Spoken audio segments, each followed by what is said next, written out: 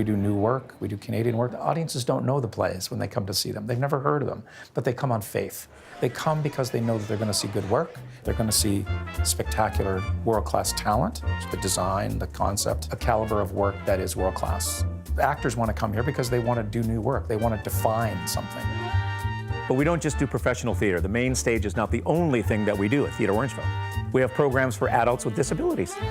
We are going into every school that we can with our Theatre for Young Audience program. We have 2 young companies. We've built a summer outdoor stage, and we're bringing the best of Toronto Fringe Festival to Orangeville. I first came to Theatre Orangeville as an actress, and I knew right away there was something really special about Theatre Orangeville. It's really the way the theatre impacts the community. They have so many programs that aren't offered anywhere else. See these kids? They meet outside Charlie's house every day after lunch with a shiny nickel apiece to buy a Wonka bar from the local candy man. The only kid with no nickel is Charlie. It's the Candy Man! We have a musical young company, and we have a drama-based young company. You walk into an environment where some people are new and some people have been doing it for a while, and everyone just makes you feel so welcome, and it's such a loving, kind environment.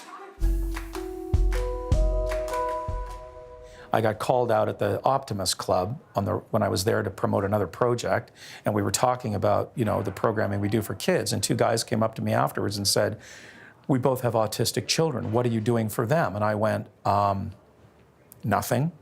We had a meeting the next day, and I said, "We're going to start doing programming for autistic children. What do we have to do? What do we have to learn?" It was a huge thing, and we did it, and now we've been doing it for 7 years. We're searching for something to call our own.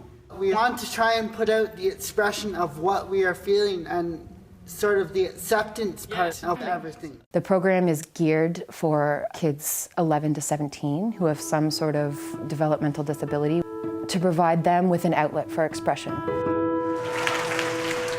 It's theater that creates understanding and tolerance and acceptance and appreciation for people's differences. Michael, what's in the box? It's a bus in the box? Yeah.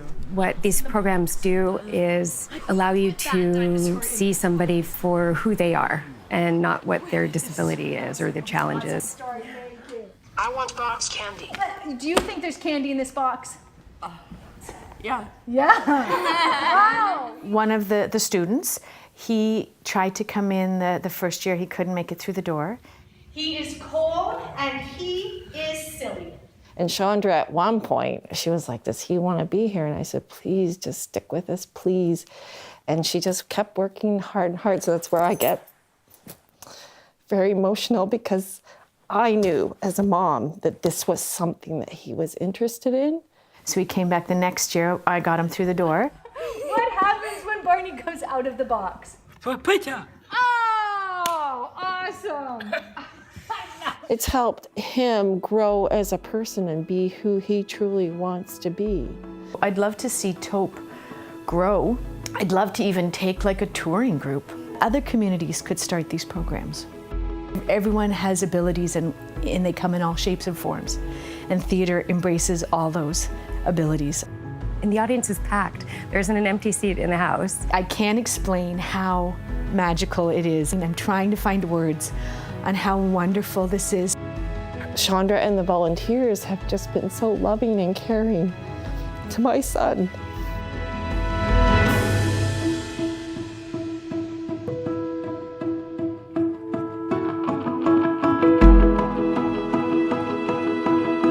Generally, the further away from the GTA you get, the less serviced schools are when it comes to arts programming. It provides that outlet for those kids who maybe aren't connecting in their classrooms. Nightlight talks about different topics such as bullying, anxiety, and sibling relationships. And as you're watching the play, think of some really good questions for either the actors or about the play itself. Using arts as a form of expression can really open up what their capabilities are, and that transfers through into all of their subjects. We've been partnering with Credit Valley Conservation to build the theater. It's really a 3-year project.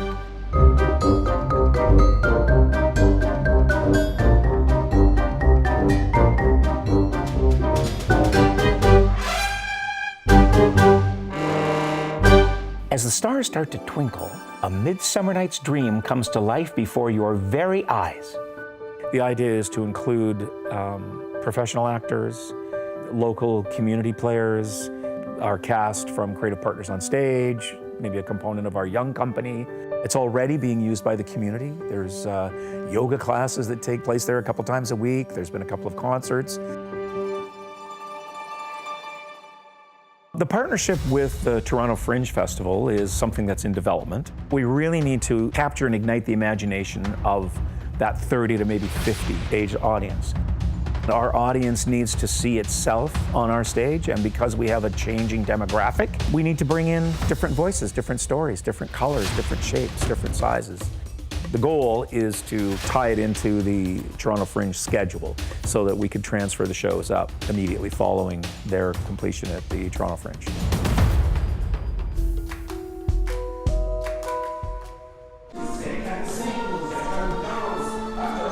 I got to see 2 of the shows that were done with the Creative Partners on Stage. They were the most moving productions that I'd ever seen. We're developing basically a template, a toolkit. We want to take our method and our formula and all of the little components that make this program what it is and put it in a neat, tidy little package. And we're going to provide it to any theater company in the country, professional, amateur, doesn't matter, who wants to kind of do the work that we're doing. I haven't seen it in any of the theaters that I have worked in. We need to make this program happen province-wide and country-wide. It opens up not just the discussion around what equality is, what accessibility is, what opportunity is. It brings a community together in ways that we've not really seen other programming do before. Maybe because I think for all humans, to be brave enough to tell your story is a hard thing. And so to see someone who's facing enormous challenges come out and do that is so inspiring. Regardless of how many hours go in a week, or how many times I wake up in the middle of the night in a panic about something that needs to happen or hasn't happened or should have happened. I come back every morning because we're making a difference. And we're making a huge difference.